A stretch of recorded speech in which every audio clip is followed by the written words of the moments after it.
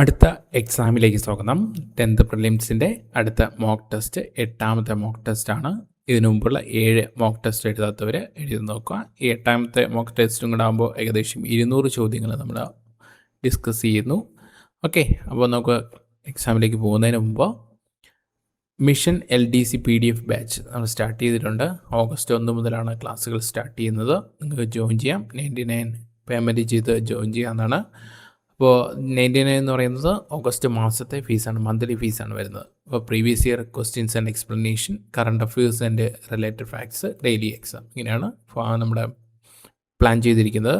കൂടുതൽ വിവരങ്ങൾക്ക് 9496822117 എന്ന നമ്പറിൽ വാട്സപ്പ് ചെയ്യുന്നതാണ്. ഓക്കെ, അപ്പോൾ ആദ്യത്തെ ചോദ്യം ഇങ്ങനെയാണ്: ലീല എഴുതാൻ കുമാരനാശനെ പ്രേരിപ്പിച്ച പൂർവ്വ കഥ ഏത് എന്നാണ് ചോദ്യം.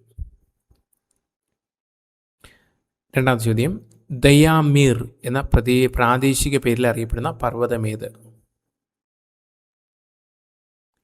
മൂന്നാമത്തെ ചോദ്യം: കൊതുകിൻ്റെ മുട്ട വിരിയുന്നതിന് എത്ര ദിവസം കൊണ്ടാണ്?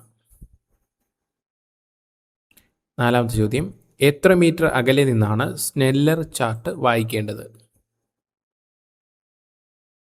അഞ്ചാമത്തെ ചോദ്യം: താഴെ പറയുന്നതിൽ വൈറസ് രോഗത്തിൽ പെടാത്തത് ഏത്? ആറാമത്തെ ചോദ്യം: ദേശീയ പക്ഷി നിരീക്ഷണ ദിനം എന്ന്? ഏഴാമത്തെ ചോദ്യം: ചെറുപയറിൽ അടങ്ങിയിരിക്കുന്ന പ്രോട്ടീൻ്റെ അളവ് എത്ര? എട്ടാമത്തെ ചോദ്യം: കാൽസ്യം, ഫോസ്ഫറസ് എന്നിവയുടെ ആഗിരണത്തിന് ആവശ്യമായ വിറ്റാമിൻ? ഒൻപതാമത്തെ ചോദ്യം: ഹരിതസസ്യങ്ങൾ സ്വയം ആഹാരം നിർമ്മിക്കുന്നു, അതിനാൽ അവ അറിയപ്പെടുന്നത്? പത്താമത്തെ ചോദ്യം: താഴെ പറയുന്നതിൽ സങ്കര ഇനം വെണ്ട അല്ലാത്തത് ഏത്? പതിനൊന്നാമത്തെ ചോദ്യം: ഏത് പ്രവർത്തനമാണ് മണ്ണിൻ്റെ ഫലപുഷ്ടി വർദ്ധിപ്പിക്കുന്നത്?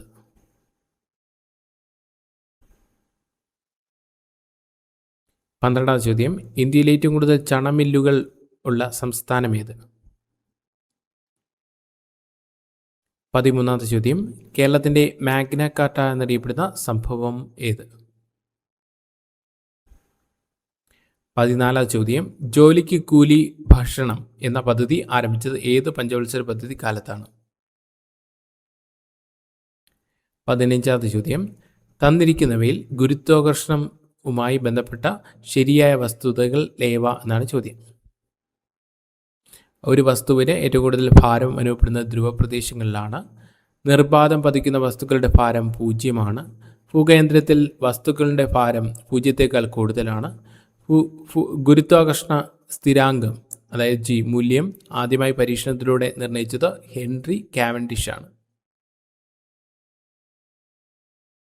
16ാമത്തെ ചോദ്യം: ചേരുംപടി ചേർക്കുക. ലിസ്റ്റ് 1 മൂലകങ്ങളെ ആദ്യമായി വർഗീകരിച്ചത്, രണ്ടാമത്തത് ത്രികങ്ങൾ നിയമം ആവിഷ്കരിച്ചത്, മൂന്നാമത്തത് അഷ്ട നിയമങ്ങൾ ആവിഷ്കരിച്ചത്. ലിസ്റ്റ് 2 എന്ന് പറയുന്നത് ജോൺ ന്യൂലാൻഡ്, ബി എന്ന് പറയുന്നത് ലാവോസിയ, സി എന്ന് പറയുന്നത് ജോവാൻ ഡോബ്രെയ്നറാണ്. 17ാമത്തെ ചോദ്യം: 2026 മെയ്യിൽ ലോകാരോഗ്യ സംഘടന ആഗോള അടിയന്തരാവസ്ഥ പ്രഖ്യാപിച്ചത് ഏത് രോഗത്തിൻ്റെ വ്യാപനത്തെ തുടർന്നാണ്? 18ാം ചോദ്യം: ഏറ്റവും കൂടുതൽ റംസാർ സൈറ്റുകളുള്ള സംസ്ഥാനം ഏത്? 19ാമത്തെ ചോദ്യം: ഗ്രാമപഞ്ചായത്തുകളുടെ പ്രവർത്തനങ്ങൾ ഏകോപിപ്പിക്കാൻ കേന്ദ്ര സർക്കാർ ആരംഭിച്ച ചാറ്റ് ബോട്ട് ഏത്? 20ാമത്തെ ചോദ്യം: മലയാറ്റൂർ ഫൗണ്ടേഷൻ്റെ പ്രഥമ സമഗ്ര സംഭാവന പുരസ്കാരം maiden award for overall contribution അർഹയായത്? 21ാമത്തെ ചോദ്യം: കേരള സംസ്ഥാന വനിതാ കമ്മീഷൻ ചെയർപേഴ്സൺ? 22ാം ചോദ്യം: കേന്ദ്ര വിദ്യാഭ്യാസ വകുപ്പ് മന്ത്രി? 23ാമത്തെ ചോദ്യം: നിലവിലെ UPSC ചെയർമാൻ ആര്? UPSC means union public service commission. Okay. 24ാമത്തെ ചോദ്യം: 7/10 ശതമാന രൂപം എത്ര? 25ാമത്തെ ചോദ്യം: 7000 രൂപ വിലയുള്ള ഒരു മേശ 1000 രൂപ ലോറി വാടക നൽകി ആ മേശ 10000 രൂപയ്ക്ക് വിറ്റാൽ ലാഭശതമാനം എത്ര?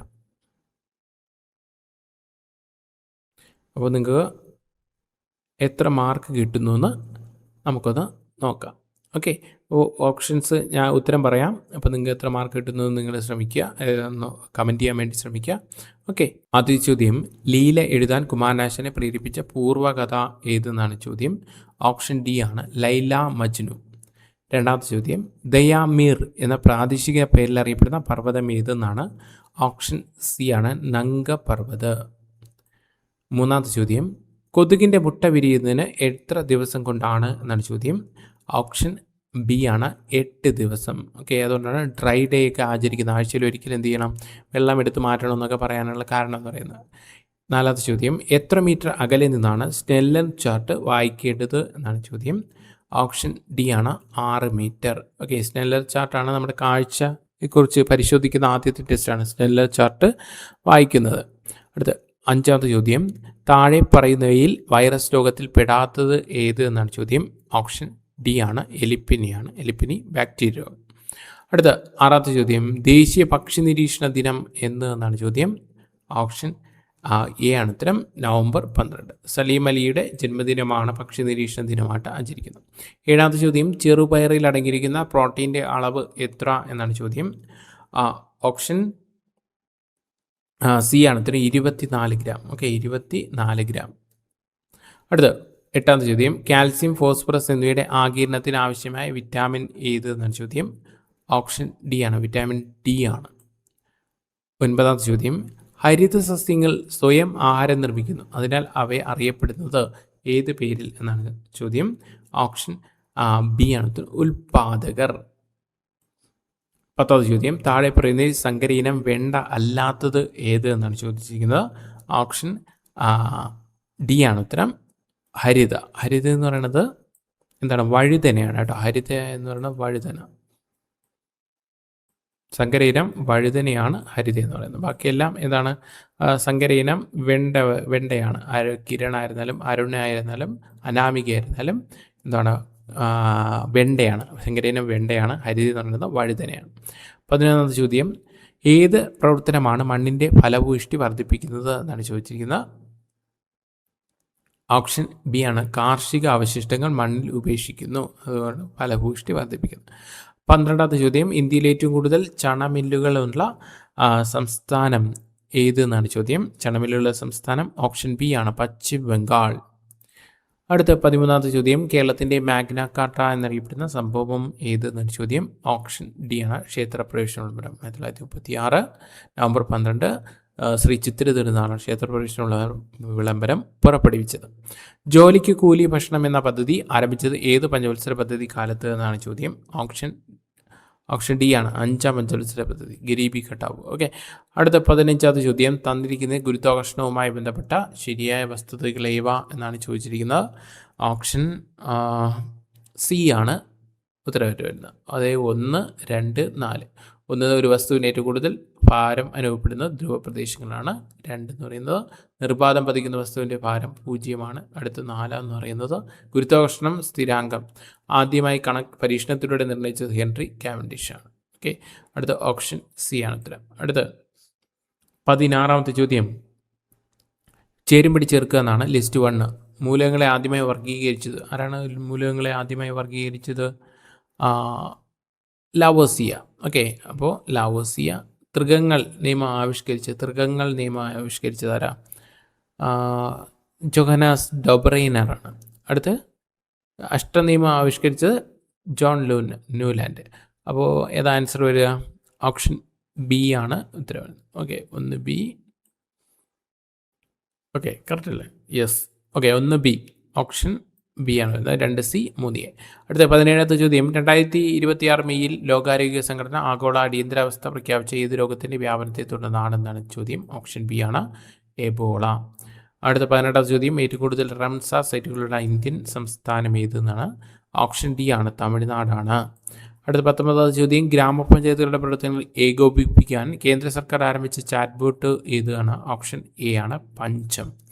അടുത്ത 20ാമത്തെ ചോദ്യം, മലയാറ്റൂർ ഫൗണ്ടേഷൻ പ്രഥമ സമഗ്ര സംഭാവന പുരസ്കാരത്തിന് അർഹയായത് ആരെന്നാണ് ചോദ്യം. ഓപ്ഷൻ എ ആണ് ഉത്തരം, അരുന്ധതി റോയ്. ഓക്കെ, അരുന്ധതി റോയ്. ബുക്കർ സമ്മാന ജേതാവാണ് Arundhati Roy, God of Small Things. Okay, 21ാമത്തെ ചോദ്യം, കേരള സംസ്ഥാന വനിതാ കമ്മീഷൻ ചെയർപേഴ്സൺ ആരെന്നാണ് ചോദ്യം. ആരാ?